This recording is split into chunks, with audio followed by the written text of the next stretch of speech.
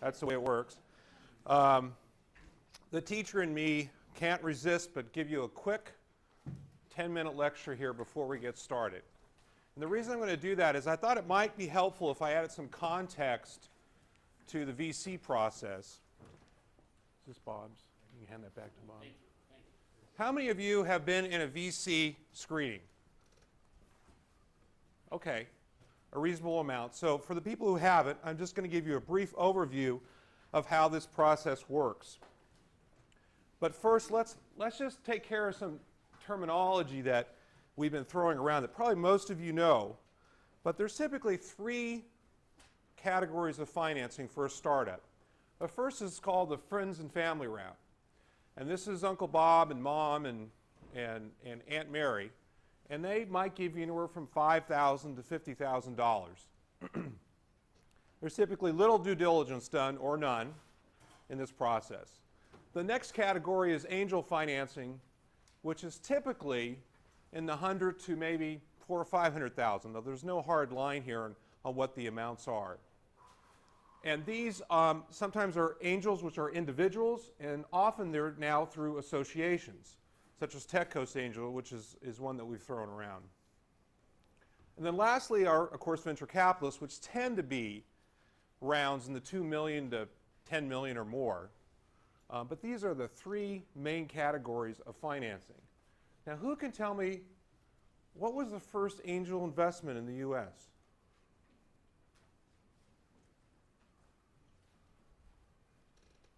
No guesses? There will be a quiz later, so pay attention. So the first angel investment in the U.S. was Alexander Graham Bell in 1874. Angel investing has been around for a while. What's a famous one around the turn of the century?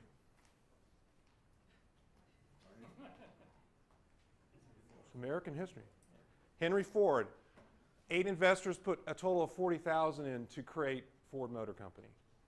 The term angel investment came from wealthy individuals who financed off-Broadway shows in New York around the turn of the century. That's where the term came from.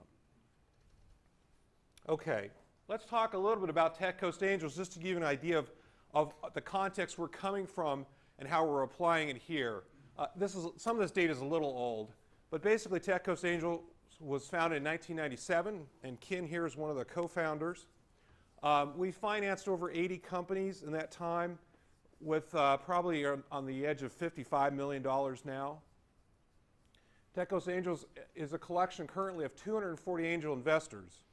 So what's different about this association than a VC fund is that we individually invest. So deals come through, and I might invest in one this month, and I might skip one for 5 or 6 months. Years.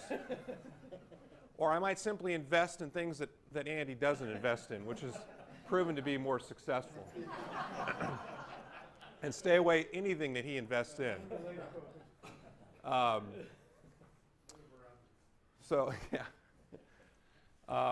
Tech Coast Angels is made up mostly of people who have run companies.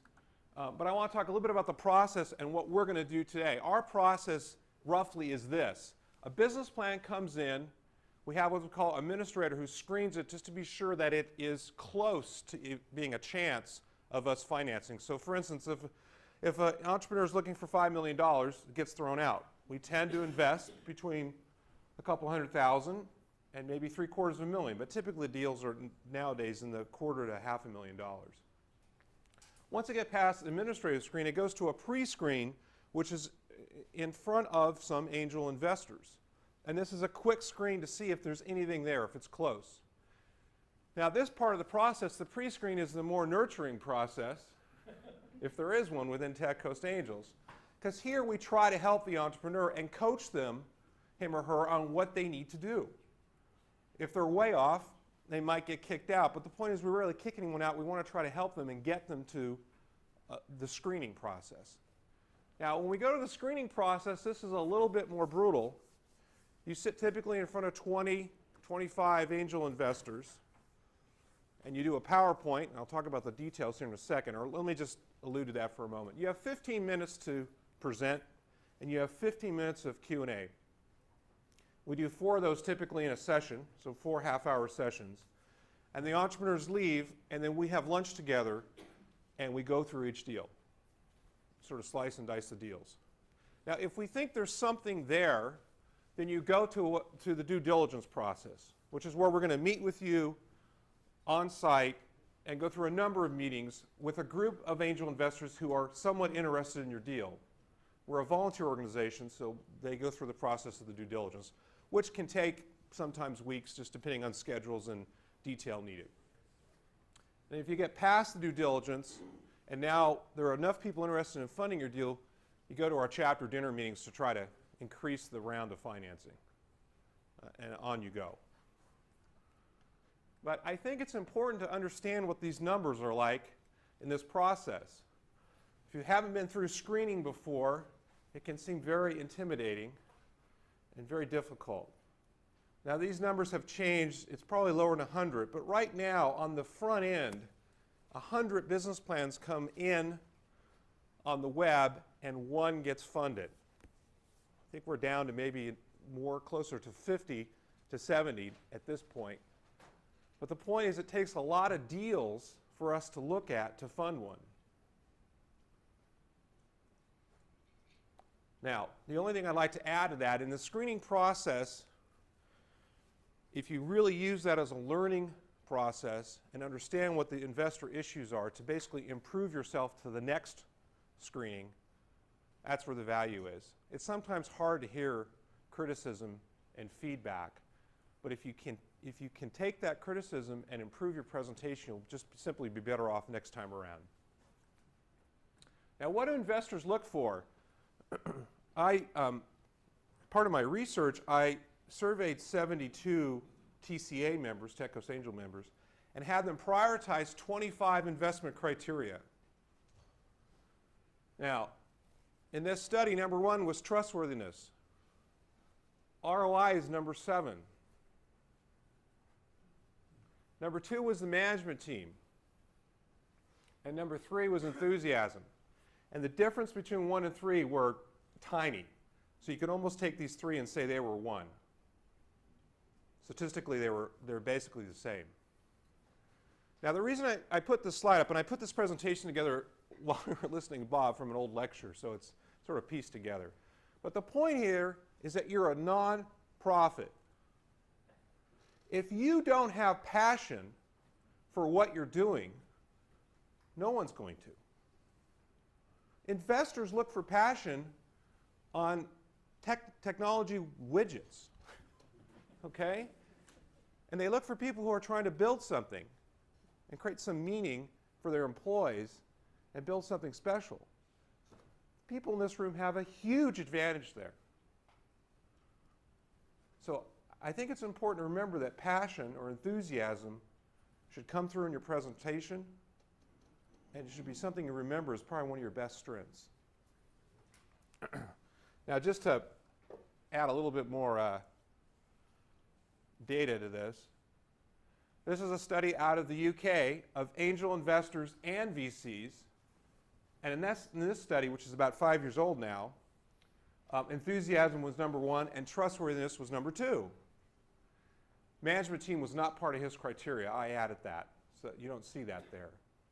So again, this is just some other data that shows it's just not Techos Angels, but this is across the pond, similar results. And perceived financial rewards, which you can't see very well, is number 8 on the angel side, number 4 in VCs. Okay. What do angel investors look for in the management team? We saw that management team was number 2.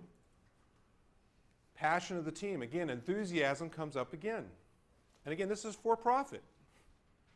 Number 2, survivability, which might be a new word. But this is how committed. You could also frame this as commitment. Again, I can't imagine that you don't have a significant advantage in this process as far as commitment to your mission.